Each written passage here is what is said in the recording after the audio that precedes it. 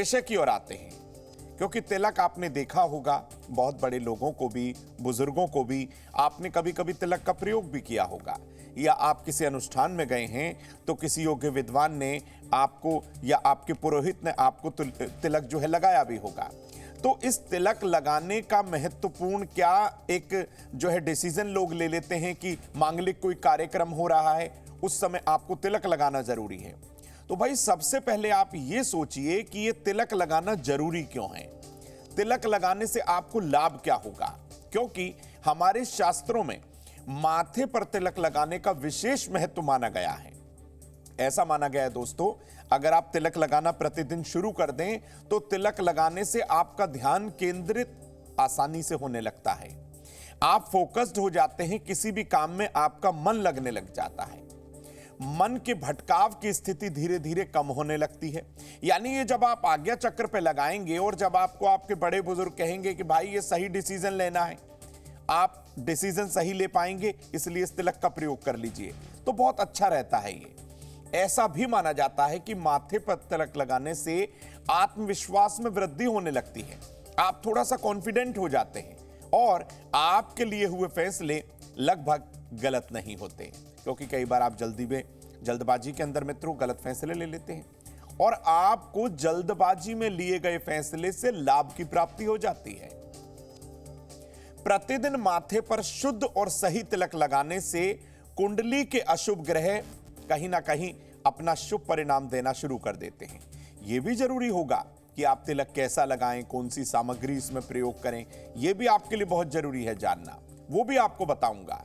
क्योंकि माथे पर सही तिलक लगाने से आपकी मानसिक थकान दूर हो सकती है, आपके सिर दर्द की समस्या दूर हो सकती है, और कहीं ना कहीं मैं आपको बता दूं कि आप किसी से मित्रता करना चाहते हैं तो एक छोटा सा तिलक आपकी मित्रता की जो पावर है, जो शक्ति है, जो आकर्षण शक्ति है, उसको बढ़ा सकता है।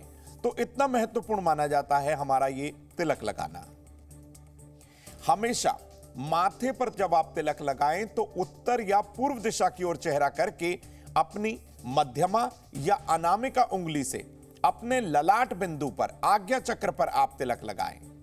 ऐसा करने से आपको शुभ परिणाम की प्राप्ति होगी। दोस्तों, तिलक लगाना बहुत महत्वपूर्ण है, इसको आप ऐसा ही ना मानिएगा कि सिर्फ आपने माथे पर तिलक लगा लिया और आप चले गए, नहीं, ऐसा नहीं है दोस्तों।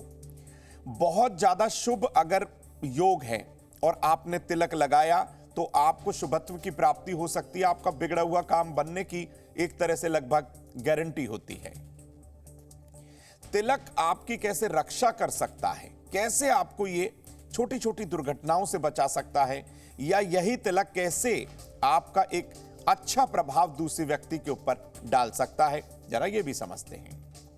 देखिए, सफेद चंदन का तिलक अगर आप लगाना चाहते हैं, बिल्कुल लगाइए, उसमें 2 बूंद गंगा जल मिलाइए।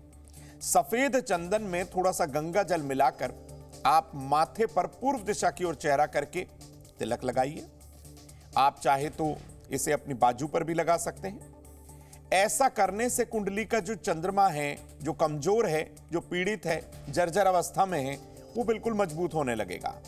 डिप्रेशन की समस्या दूर हो जाएगी, कफ कोल्ड की समस्या दूर हो जाएगी और आप अपने आप के अंदर थोड़ा सा आनंद सा, उत्साह सा महसूस करेंगे, आराम आपको मिलने लगेगा। आपने बहुत लोगों को देखा होगा दोस्तों लाल चंदन का तिलक किए हुए। अब लाल चंदन का तिलक लगाने से क्या होगा? देखिए, लाल चंदन का तिलक भी अगर आप गंगा जल में मिलाकर लगाएं तो आपकी कुंडली का कमजोर मंगल मजबूत होगा, आपको शुभ परिणाम देगा और मंगल जनित रोग शांत होने लगेंगे। मंगल जनित रोग क्या है भाई? आपके अंदर ब्लड की कमी है, उत्साह की कमी है, आप एनर्जेटिक नहीं रहते, भाई बहनों से संबंध आपके अच्छे नहीं है, तो कहीं ना कहीं ब्लड से और पित्त से रिलेटेड जो समस्याएं हैं वह धीरे धीरे शांत हो जाएंगी। और एक विशेष बात, आपको वाद विवाद में सफलता मिल जाएगी। अगर आपका कोई कोर्ट केस चल रहा है, अगर आप सद्मार्ग पर हैं, अगर आप सही हैं, ऐसा नहीं है आपने गलत काम कोई कर दिया और आप लाल चंदन का तिलक लगा लें और आपका कार्य बन जाएगा, ऐसा नहीं है। अगर आप सही हैं, कुछ ग्रहों के योग संयोग के कारण ऐसी दिक्कत हो गई है, तो आप इस तिलक का प्रयोग करिए। शुद्ध कुमकुम या रोली का तिलक लगाने से भी कुंडली का बुध, सूर्य और मंगल शांत होता है और आपको शुभता मिलती है।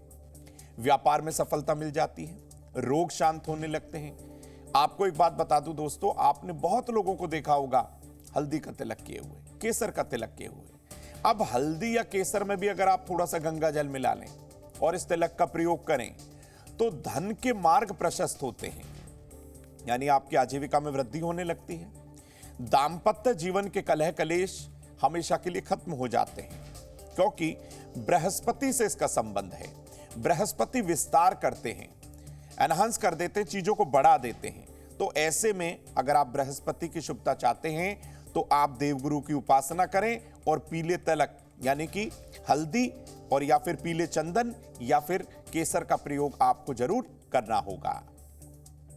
सफेद या लाल चंदन का तिलक लगाने से देवी महालक्ष्मी की कृपा होती है।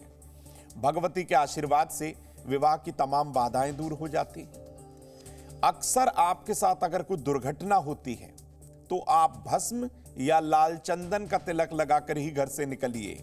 आप हर दुर्घटना से बचे रहेंगे, लेकिन उससे पहले आप अपनी कुंडली का आकलन भी करवाइए किसी योग्य विद्वान से। ऐसा ना हो कि आप इस तिलक को तो कर जाएं, कुछ योग संयोग और ही बने हुए हो। आपको ध्यान रखना होगा, सड़क पार करते समय आप थोड़ा सा आहिस्ता देखकर आप सड़क क्रॉस करें। और गीले हाथों से भूल कर भी कुछ योग संयोग ऐसे हो जाते हैं, आप स्विच को हाथ लगा देते हैं, इलेक्ट्रिसिटी को जब आप कहीं ना कहीं उस पावर पॉइंट पे जब टच कर देते हैं तो आपको करंट लगने के चांस होते हैं। ये राहु और मंगल की स्थिति गड़बड़ होने से होता है दोस्तों।